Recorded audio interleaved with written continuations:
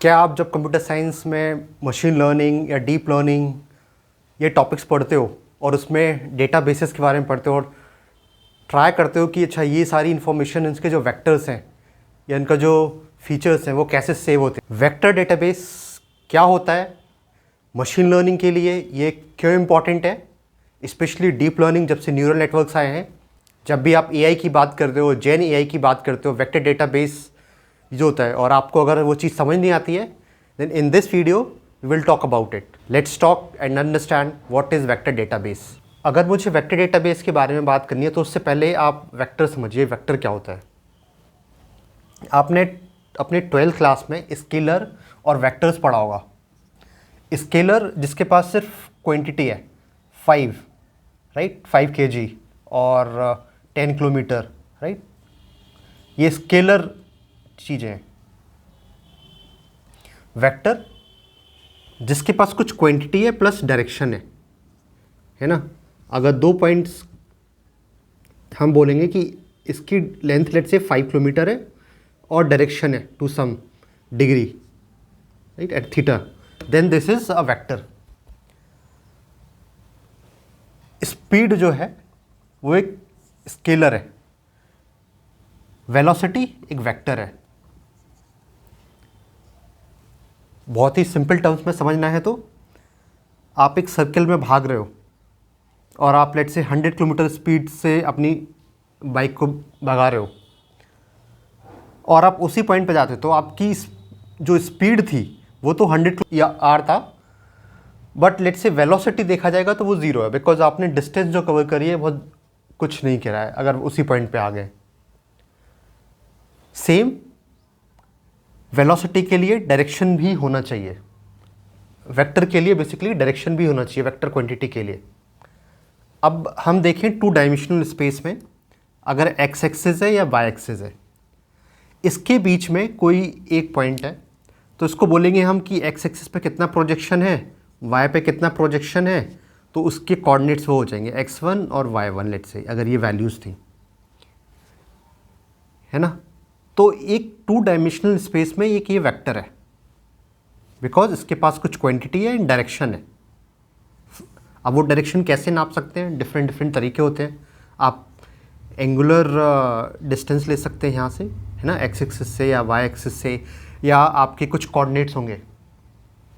अगर आप एंगुलर ले रहे हैं तो आपकी जो डिस्टेंस होगी देन एंगल होगा।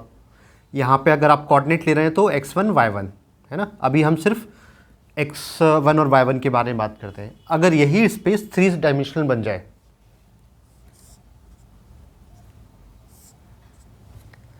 तो इस केस में क्या होगा, कोई भी जो पॉइंट होगा वेक्टर में उसमें 3 वैल्यूज़ होंगी, x y z, right, x1 y1 z1।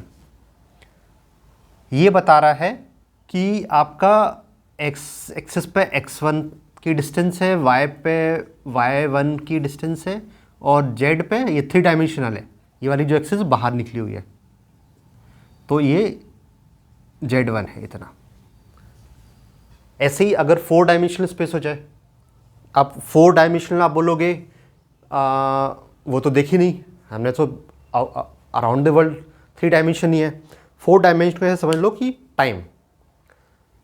अगर मैं कहूँ कि एक फ्लावर है, रोज़, है ना, वो यहाँ पे है, अब इसके कुछ कोऑर्डिनेट्स हो सकते हैं, let's say as per this room, but time के साथ ये मुरझा जाएगा, तो ये 4 डायमेंशन है इसका। अगर मैं बोलूँ कि x1 y1 z1 और टाइम इक्वल टू t1, इस टाइम पे ये फ्लावर खिला हुआ है, but x1 y1 z1 and time equal, time का जो डायमेंशन है वो t2 हो गया, और उसमें वो लेट से कुछ आवर्स हो गए या 10-12 घंटे हो गए, तो उस टाइम पे ये फूल वहीं पे रखा हुआ है, ये फ्लावर वहीं पे है, बट इसकी जो स्टेट है वो मुरझा गई वो, तो इसके डायमेंशन के साथ इसकी स्टेट चेंज हो गई, है ना। तो ऐसी मल्टी डायमेंशनल स्पेस हो सकती है। अब एआई की जब हम बात करते हैं तो वहाँ पे भी हम डायमेंशंस होते हैं, वहाँ पे भी जो वेक्टर्स डेटाबेस बनता है, पिछले उस पर आएंगे, बट हम एक वेक्टर्स की जब बात कर रहे हैं तो उसमें भी डायमेंशंस होते हैं। जैसे जब से ये एलएलएम्स आए हैं तब से ज़्यादा आपने अगर एलएलएम्स के बारे में पढ़ा है, तब से वेक्टर्स के बारे में ध्यान दिया होगा, तो उसमें भी उनके डायमेंशंस होते हैं। लेट्स से कुछ डायमेंशन होंगे 7000, 768 और कितने भी डायमेंशन सकते हैं, मतलब in that can be in hundreds. अब इन डायमेंशन में होता क्या है, बेसिकली जो NLP या जो मशीन लर्निंग नेचुरल लैंग्वेज के जो मॉडल्स हैं वो इस तरह से काम करते हैं। बहुत सिंपलिस्टिक मॉडल बता रहा हूँ, जिसमें कोई वर्ड है ना, तो आपने एक उसका जितने भी इंग्लिश के वर्ड्स हैं, लेट्स से इंग्लिश में अगर हम बात करें तो इंग्लिश के हमने वर्ड्स ले लिए है ना, और उनका एक वेक्टर बना लिया। अब वो कोई भी वेक्टर जो जिसकी वैल्यू 1 है ना, वो 1 और बाकी के 0 हो जाएंगे वो वर्ड। ऐसे ही अगर हम देखें कि एक पैराग्राफ लिखा हुआ है, वहाँ पे लेट्स से 10 वर्ड है, तो वहाँ पे 10 वेक्टर आ गए, और वो 10 वेक्टर इस तरह से होंगे जिसमें एक ही वैल्यू 1 होगी।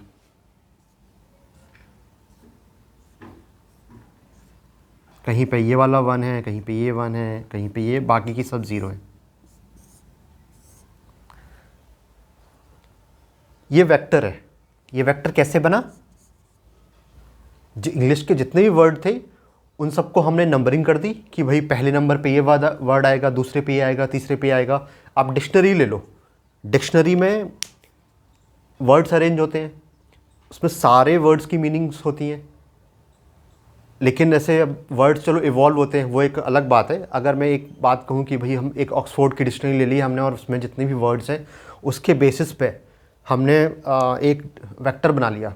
सब पे जो पोजीशन जो पहले पे आएगा, जो ए से होगा, फिर ए से होगा, है ना, उस तरह से जिस तरह से अरेंज होता है डिक्शनरी में, उस तरह से बना लिया। तो उसका कोई भी वर्ड है वहाँ पे 1 होगी और बाकी की वैल्यू 0 होंगी।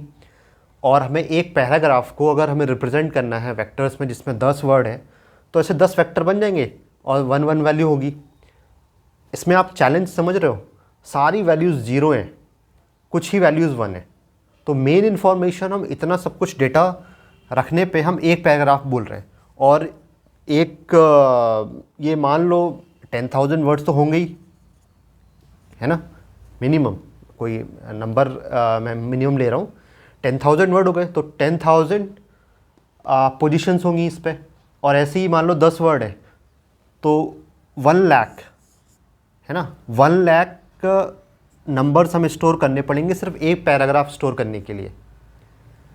How wasteful in terms of memory it is, right.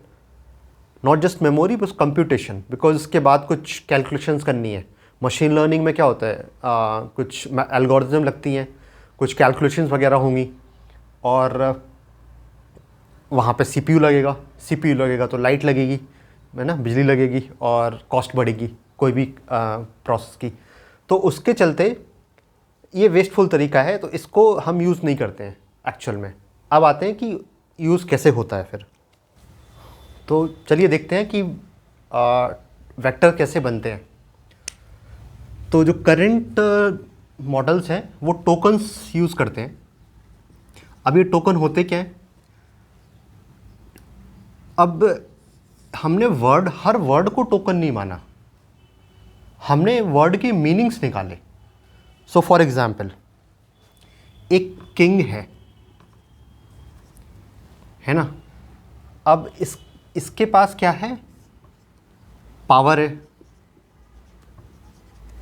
है ना, ये इसके पास ये मेल है ना, इसके पास एक स्टेट है, मतलब राज्य कुछ, है ना, इसके पास और क्या है, इसकी कुछ क्वीन होगी, है ना,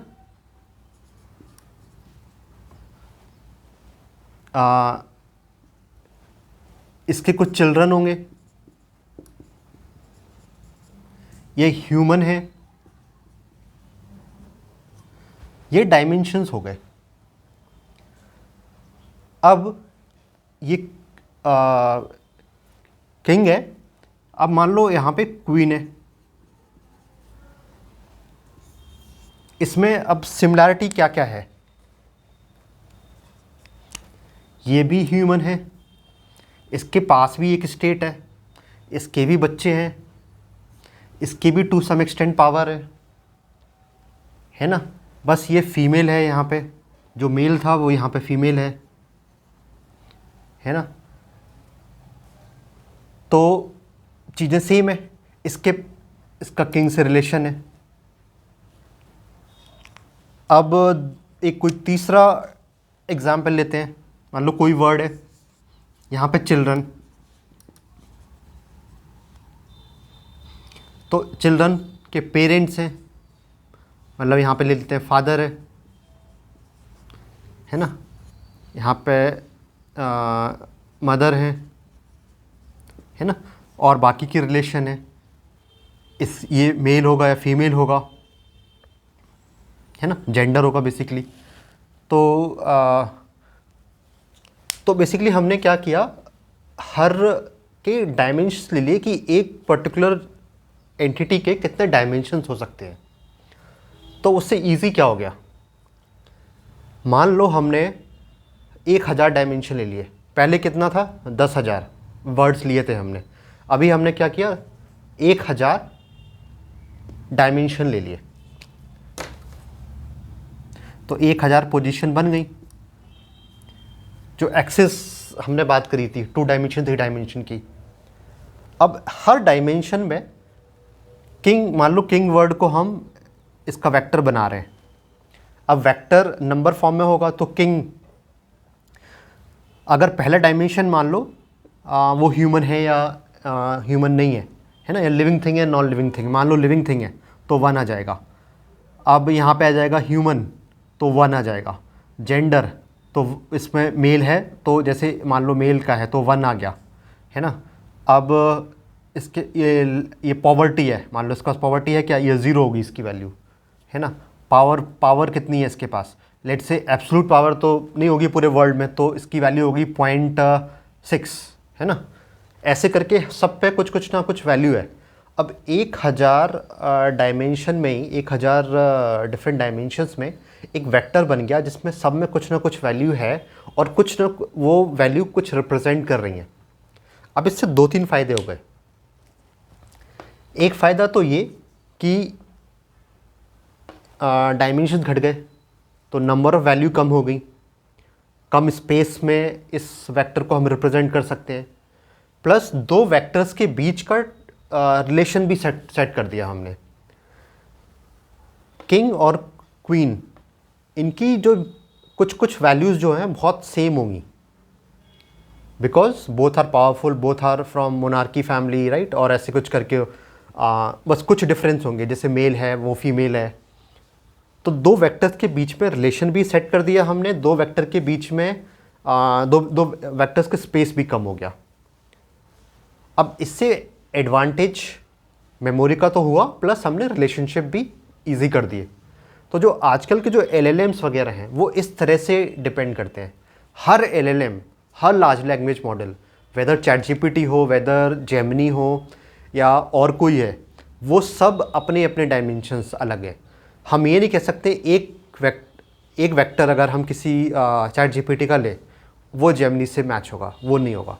इवन ChatGPT जो डिफरेंट मॉडल्स हैं, GPT-4 या GPT-4o मिनी या उससे पहले प्रीव्यू, है ना, तो वो उनके वेक्टर्स अलग अलग होंगे, उनकी वैल्यू अलग होंगी। जैसे वो ट्रेन होते हैं ना, उसके बेसिस पे उस टाइम पे वो डिफ़ाइन होता है वो जो और जब आप खुद की एम्बेडिंग्स भी बनाते हैं, अगर आप रैग टेक्निक वगैरह पे जाएंगे, हम वो कभी बाद में जाएंगे, थोड़ा एडवांस टेक्निक्स हैं, तो उस केस में भी जो एम्बेडिंग वेक्टर्स बनते हैं वो एक अलग मॉडल है, उसका वेक्टर भी अलग बनेगा। और ब्यूटी इज़ कि नॉर्मल जो ChatGPT के मॉडल हैं या नॉर्मल जो प्रोप्राइटरी मॉडल्स हैं, आप उनके वेक्टर्स तो नहीं देख सकते, बट एम्बेडिंग मॉडल्स जो आपके वेक्टर्स स्टोर में आप स्टोर करेंगे उनकी आप वैल्यू देख सकते हैं, वो ऐसे ही दिखेंगे। कुछ डायमेंशंस होंगी, 500, 1000 जो भी नंबर रखना है एम्बेडिंग मॉडल्स का, और उनमें कुछ नंबर्स होंगे। ये 10 तो नहीं होगा, बट 0.00 समथिंग, है ना, फ्लोटिंग पॉइंट नंबर्स होंगे वो। So these are the vectors, और इन वेक्टर्स को स्टोर करने के लिए होती है वेक्टर डेटाबेसेस। अच्छा, अब आपको लगा होगा अच्छा इन नंबर्स को स्टोर करने के लिए हमने डेटाबेस ले लिया, बट डेटाबेस का असली काम क्या होता है? स्टोर को डेटा को अच्छी तरह से स्टोरेज में रखना, प्लस उसको क्वेरी कर पाएँ जब करना, कुछ अपडेट वगैरह करना है वो करना, क्रेड ऑपरेशंस बेसिकली, है ना, वो सब कर पाएँ हम। तो देखते हैं उस एस्पेक्ट के बारे में। तो चलिए देखते हैं। अब आज के टाइम पे बहुत सारे डेटाबेसेस हैं, एसक्यूएल कैटेगरी में, नो एसक्यूएल कैटेगरी में, और सब लोग वेक्टर्स को रख सकते हैं। मोंगोडीबी एक document based no SQL DB है, उसमें भी आप वेक्टर्स स्टोर कर सकते हैं। पोस्टग्रेस एक एसक्यूएल डीबी है, उसमें भी आप वेक्टर स्टोर कर सकते हैं और उससे रिट्रीव भी कर सकते हैं। बहुत सारे डेटाबेसेस जैसे पोस्टग्रेस ये नेटिवली वेक्टर्स नहीं रखते, बट इसके बाद अगर पीजी वेक्टर्स करके एक लेयर ऊपर यूज़ कर सकते हैं, जिसके जो आपको इनेबल करती है बेसिकली आप वेक्टर्स को क्वेरी करना या उसकी सिमिलैरिटी सर्च वगैरह करना। तो मेन चीज़ है तो actually vector, floating point numbers, उसको स्टोर करना है। तो वो कोई भी डेटाबेस कर सकता है of course, right, but retrieve करना, और सबसे ज़्यादा जो चीज़ होती है, क्योंकि ये जस्ट नंबर है, अगर हमें कुछ इनपुट निकालना है तो वो कैसे निकालेंगे। एक देखते हैं सिंपल एग्जांपल के लिए कि एक रिलेशनल टेबल है ना, वहाँ पे आप बोल सकते हो अच्छा इस कॉलम की वैल्यू अगर ए है तो मुझे रिटर्न कर दो। अब वेक्टर्स में आप कैसे करोगे? एक 1000 डायमेंशन का वेक्टर है, उस पर आप वो सारी 10,000 वैल्यूज़ थोड़ा ना सेम दे पाओगे, वो पॉसिबल नहीं होगा। तो इसमें क्या होता है, सिमिलैरिटी सर्च का इम्पॉर्टेंट होता है, या डिस्टेंस इन दो वेक्टर्स के बीच की डिस्टेंस जिसकी पास में है, मुझे वो उतने वेक्टर चाहिए, वो आसपास के वेक्टर चाहिए। तो अब इससे होगा क्या कि वो सिमिलैरिटी निकलती कैसी है, दो वेक्टर्स की डिस्टेंस कैसे निकलती, पहले ये देखते हैं। ये 3 डायमेंशन में समझते हैं अपन। एक पॉइंट है x, एक पॉइंट है ये y। अब इसकी डिस्टेंस निकालना है तो कितने तरीके हैं अपने पास? एक तरीका है ये, अच्छा आप एक तो ये तरीका आता है ना, इसके बीच की डिस्टेंस ये कैसे निकलता है, ए बी पॉइंट है और ये सी डी पॉइंट है, इससे आप निकाल सकते हैं ना।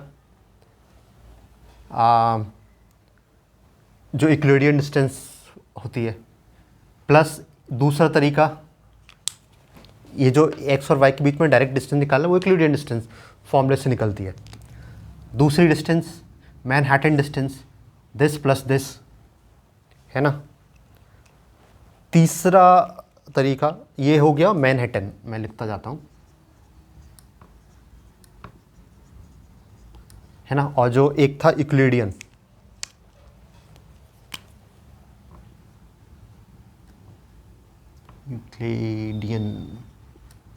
स्पेलिंग को माफ़ करना, यूक्लिडियन, ठीक है।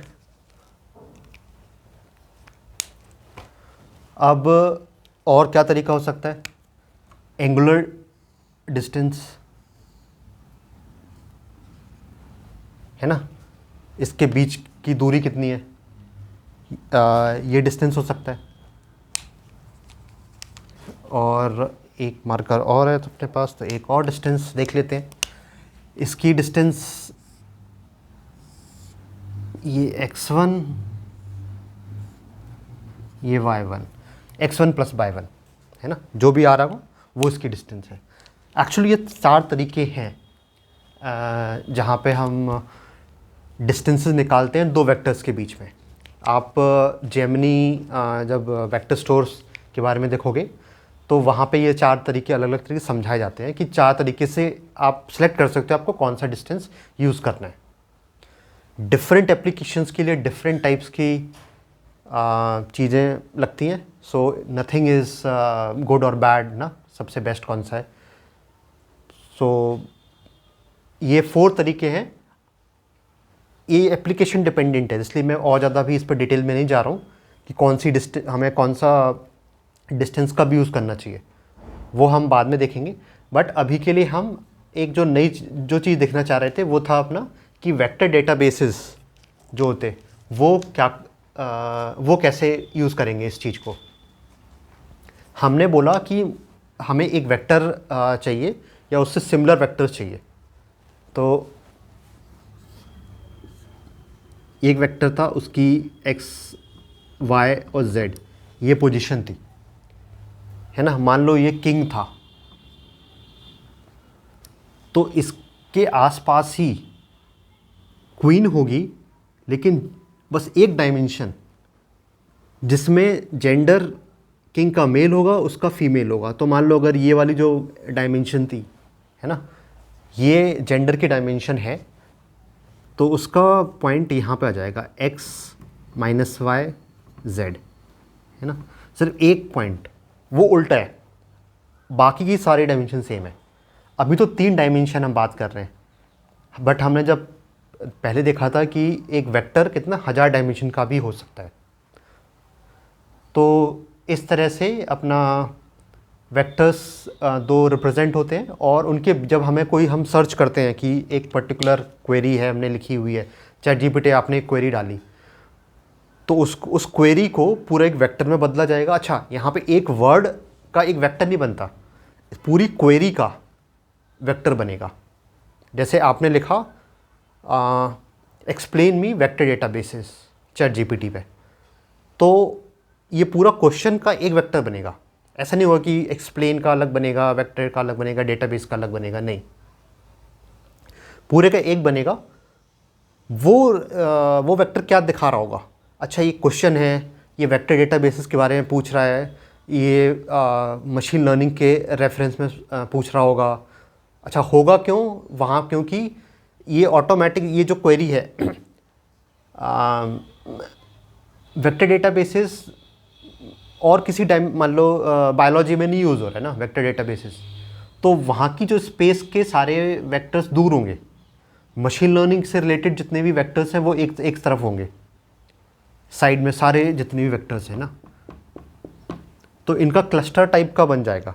आप जब ChatGPT पे एक प्रॉम्प्ट इंजीनियरिंग का मैंने भी एक वीडियो बनाया था, तो उस या आपने पढ़ी होगी प्रॉम्प्ट इंजीनियरिंग, तो उसमें क्या होता है कि आप कुछ क्वेश्चन पूछते हो तो आप उस पर बता दो कि if you are in this particular domain, if you are a doctor then suggest me some good tips for good sleep, है ना।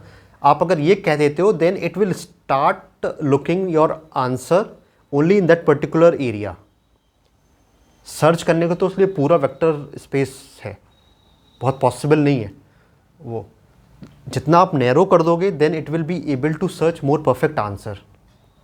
That's why more information if you give in the prompt, it is easy for any model to provide a better answer। ठीक है। सो I hope आपको vector databases के बारे में पता चल गया, वेक्टर्स क्या होते हैं, वेक्टर डेटाबेसेस क्या होते हैं, उसमें क्या क्या तरीके होते हैं सर्च बेसिकली डिस्टेंस के। जब हम क्वेरी करते हैं अपने ChatGPT पे, तो उसमें किस तरह से वो चलती है इंटरनली।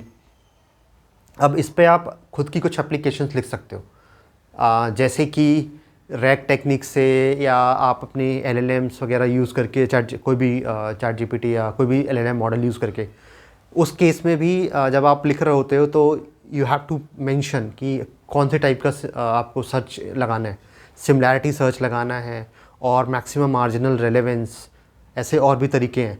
तो MMR जो मैं मैक्सिमम मार्जिनल रेलेवेंस बता रहा हूँ, उसमें क्या होता है कि एक ही टाइप के वेक्टर्स नहीं आएंगे आपके पास। जैसे मान लो आपने बोले मुझे 4 वेक्टर चाहिए, 4 रिस्पॉन्सेज चाहिए, ऐसा नहीं होगा कि इस वेक्टर के रिस्पॉन्स जो बिल्कुल पास में है वही आ जाएं, वो थोड़े थोड़े अलग अलग डायमेंशन एरिया से आएंगे, सो दैट योर जो आंसर बन रहा है वो थोड़ा अलग अलग से बने, आपके पास थोड़ी डिफरेंट इन्फॉर्मेशन आए, ना कि सेम इन्फॉर्मेशन आए। हम और डिटेल में जाएंगे, एक्चुअली बहुत डेप्थ में टॉपिक है ये रैग वाला, जहाँ पे ये सब चीज़ यूज़ होती है, वो किसी दूसरे वीडियो में मुझे बताइए अगर आपको जितना जल्दी करवाना है। अदरवाइज़ मैं एक प्रॉपर कुछ और वीडियोस करूँगा, उसके बाद आऊँगा उस पर। बताइए आप मुझे कमेंट्स में कि आपको वीडियो कैसा लगा, आपको क्या चीज़ समझ आई, क्या नहीं समझ में आया, कोई क्वेश्चन है तो please feel free to ask, I am happy to answer there. Thank you, bye, take care.